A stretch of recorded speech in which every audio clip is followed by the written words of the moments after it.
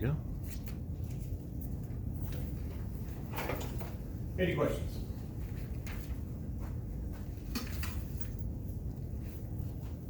Kelly? For the mechanical energy lab, deriving the change of height and the sine squared theta, Right. I have like an idea of what to do, but can we go over that a little bit? What's your idea? Well, it's probably gonna be wrong. That's okay. That's embarrassing. So, there, I'll like show you, and then you can tell me if it's worth like setting in front of the whole class.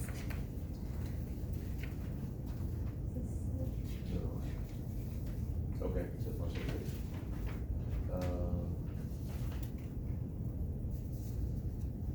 No, didn't want to go after this. Yeah, you basically are deriving those two parts right there. So this is the background behind why NGH is there. So after that first line, the rest of it is just background stuff that's not necessary for this. Oh, so it's just this? You're starting with that. All right, so we have conservation of energy, 1/2 mv initial squared plus mgh initial equals 1/2 mv final squared plus mgh final. so that's conservation of energy for something that's just going through the air. We're only concerned with it once it has been launched. So it has some initial speed, and you're trying to find the relationship between the maximum height, I think, and the angle. All right. Sine squared theta. Right. So if we set h is equal to 0 at the bottom, and you don't have to, but it just saves a little bit of math later on, but h is equal to 0 here. Well, right off the bat, that's at 0. I know the final height, I care about what's happening here. So my final height is delta H. What do I know about the speed at this point? And I forgot a square. What do I know about the speed at this point? It's 0. Or no. Vertical component is 0. Okay. So what is the horizontal component? That's initially v. And that is theta.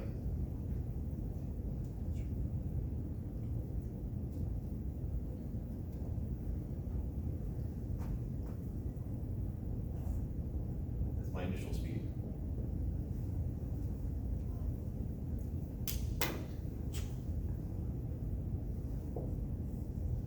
What are my components? V sine theta. Is which one? The horizontal. Vertical. So there's my v sine theta. And therefore this one. V cosine theta. As it is in flight, which of these is going to change? The vertical. Okay, because as Robert said earlier, it's going to be 0 at the top. So the acceleration is vertical, therefore the change in velocity is vertical, therefore that the horizontal component stays the same throughout the entire trip. So at the peak, the vertical is 0, but it's still horizontal, so this right here becomes v cosine theta. That's v, f. Mass cancels out. The one, so I would have 1/2 v initial squared equals 1/2 m v cosine theta squared plus mg delta h. The mass is canceled out. Now, I don't have a sine theta yet. I have, and that's v initial. But I'm trying to find the relationship between delta H and sine of theta. Theta is what you are controlling. So that is our independent variable. So we want to get it in terms of delta H equals something. So I'd end up with, say, taking this over to the other side. I'd have 1/2 v initial squared minus 1/2 v initial squared cosine squared theta. Just squaring the two factors inside. What can I factor here? Let's factor this.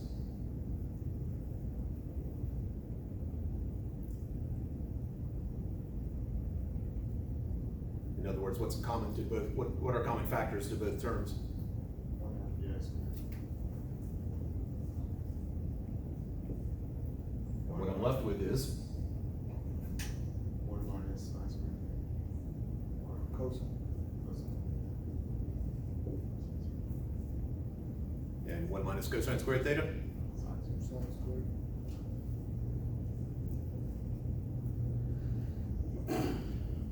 Sorry, spoiler.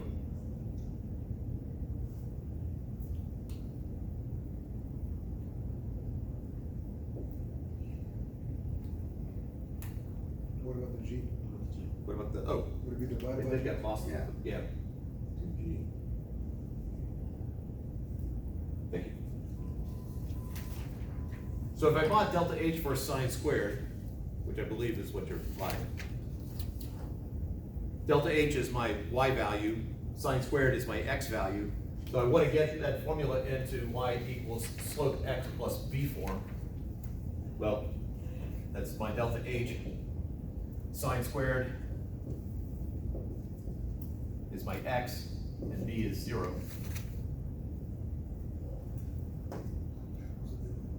What goes here? This is the equation we derived, that we're just putting it into a specific form. What are we multiplying times sine squared theta? Yeah, square root.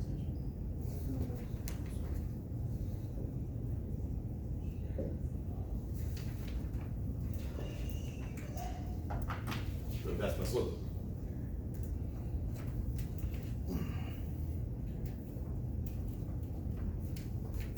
Okay. When I remove the G over, wouldn't it be 1/2 VI sine squared theta over G? Can you divide it over since it was GH? You're saying that it should be 1/2 vi squared over g, is that what you said? Sine theta beside, So there should be a g under here? so it'd be 1/2 VO squared over G and then sine 2 theta? Or sine squared theta? Yes, that's squared theta. All right, so I heard 1/2 vi squared over g And then sine, sine squared theta? yeah, would that be the same thing? Yeah, the same thing. Because I'm multiplying the fractions here. When you multiply by fractions, they just multiply the tops and multiply the bottoms.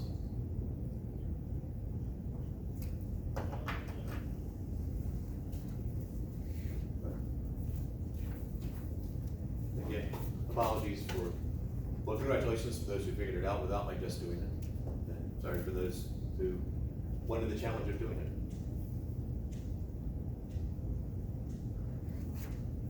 Other questions?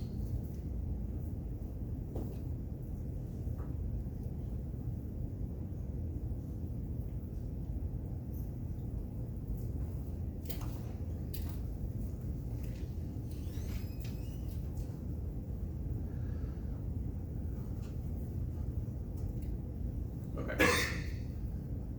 Other questions?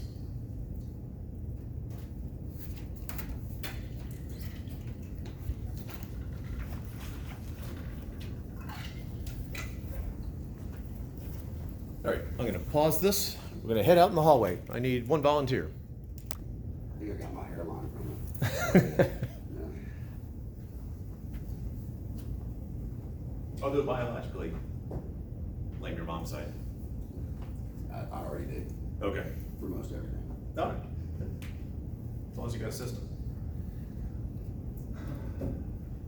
All right, so standing waves.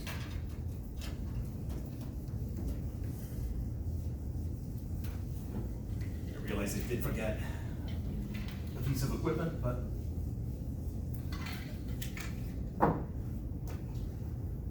So we're dealing with harmonics. We got basically three scenarios. We have two fixed ends, two free ends, and a fixed and a free end. So let's start out with the two fixed ends, which is what we were demonstrating out there. So the simplest harmonic, now a fixed end is going to be a node. So if I have two fixed ends, that means I know that my ends will be nodes. That will just make the length distance between the nodes, or the endpoints, is L. And the question is, how many waves is that? Now, if it's a standing wave, it's generally characterized, it's drawn like that. It's not saying it's in two places at once, just saying that the wave, the middle, the antinode in the middle, is bouncing back and forth the most. Here's my antinode, node, node.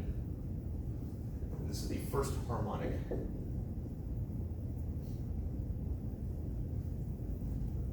So how many waves is that? What does a full wave look like? Well, for the purists, like what does a full wave look?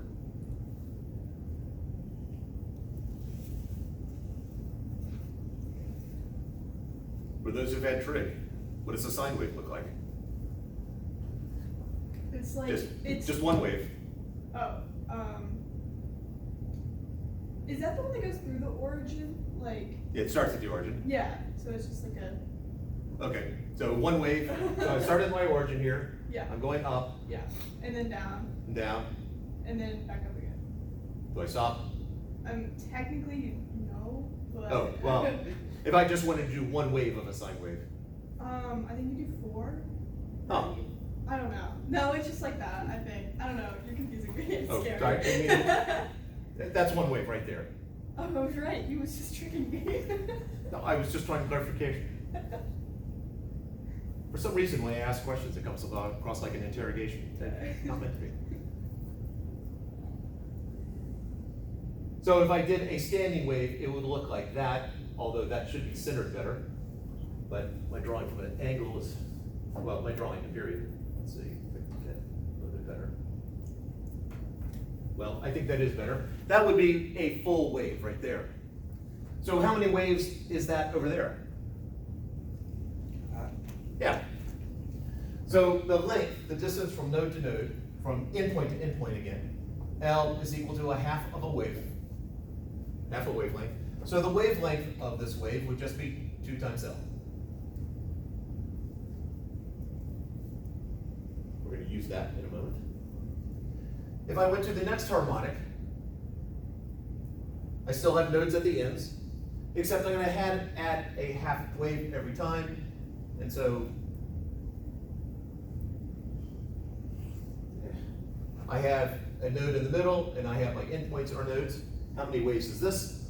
1.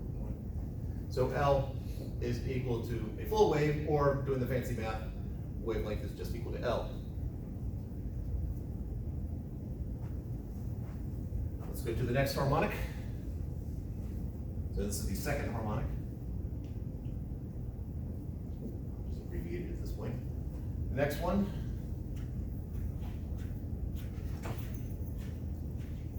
And each of these little loops here should be the same length. Just don't let my bad drawing fool you.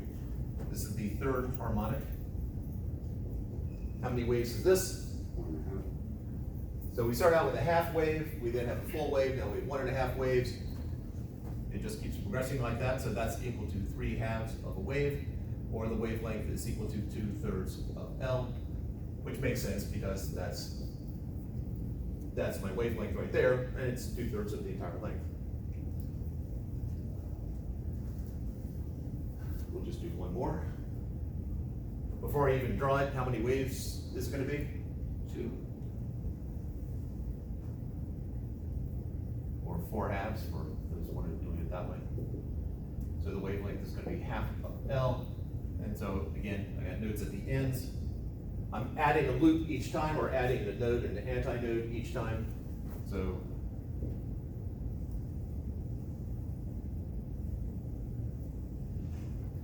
something like that.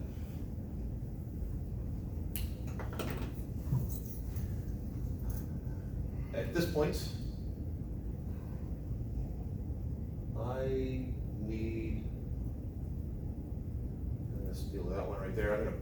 video. I'm gonna go grab the piece of equipment that I left. And then I'm gonna rearrange some furniture. All right. I'm gonna guess the Peyton's probably got the best view because with the black background here, although there might be enough glare that you miss it. White string right here. As I turn this on, I'll send waves down. They're gonna hit the node over here and then bounce back.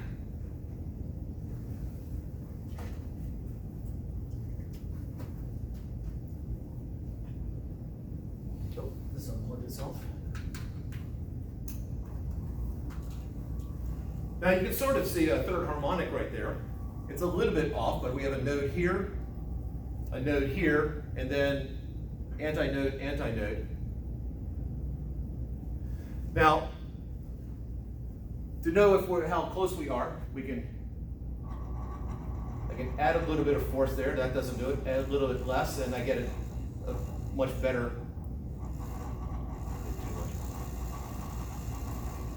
So it looks like very clearly we have a node here, antinode, antinode. So it's going to be a little under 200 grams, assuming that this is accurate.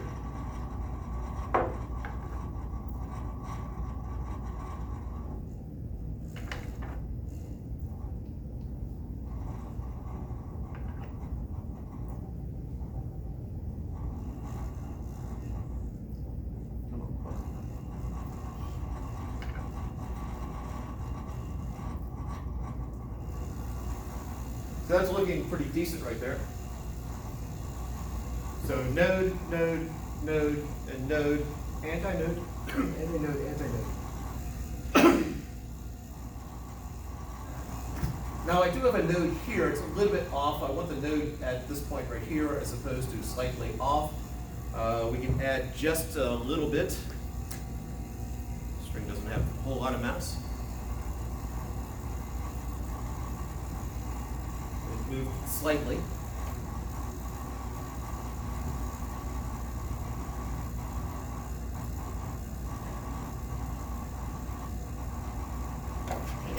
And so in a lab situation, you would want it to, you want to get it as accurate as possible. The node has moved slightly from where it was before.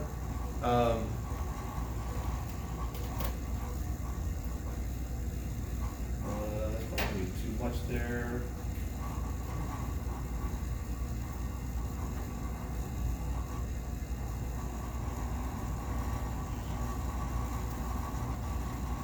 That's not too bad. All right, so node, node, node, and node, 3 antinodes. This is the third harmonic.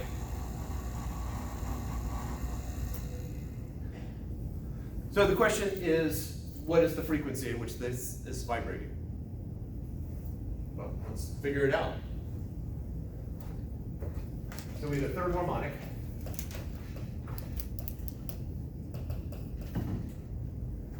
I know that, well, actually, you tell me.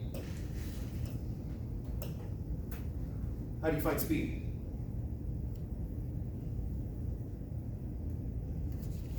General formula, chapter 2. Yeah, so the distance it travels divided by time. I know that the speed of a wave, well, in the one period, it travels a wavelength. So the distance would be the wavelength divided by the period, which is wavelength times the frequency.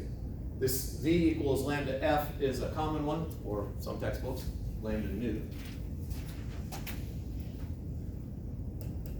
Now, also for waves traveling through a medium, there's a generic equation. This ends up being the square root of a force term divided by an inertial term. And that's incredibly generic right there. But the more, this force term is how much does one part of the wave affect the other part of the wave.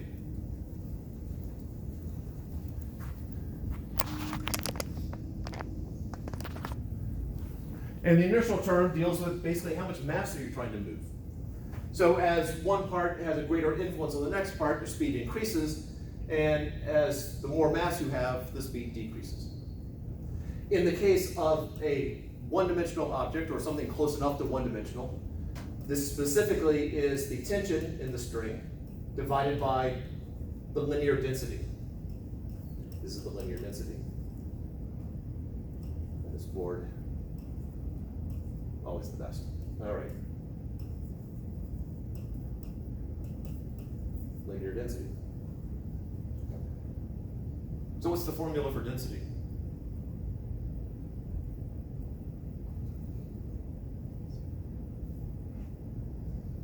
You would have seen it in chemistry if you've done no other place.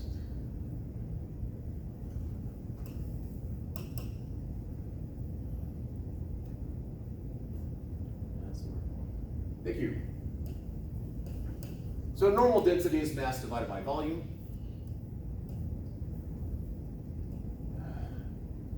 If I have a surface density, it's mass divided by area, because we're talking about something over an area.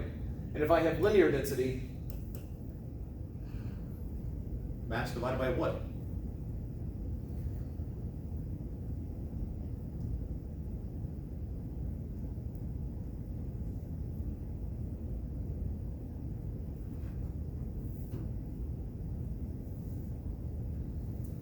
There's a pattern here. Length. Yeah.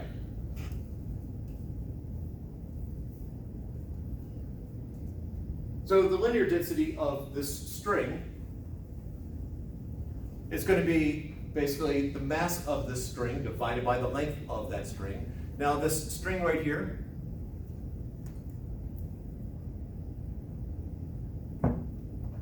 looks like it's more of, I'm trying to figure out which string this came from. I think it came from here, be this string. Now, having seen this experiment done many times over the years, this is traditionally where the biggest problems lie. Because if the balance is a little bit off, it can have drastic influence because the mass of the string is not much.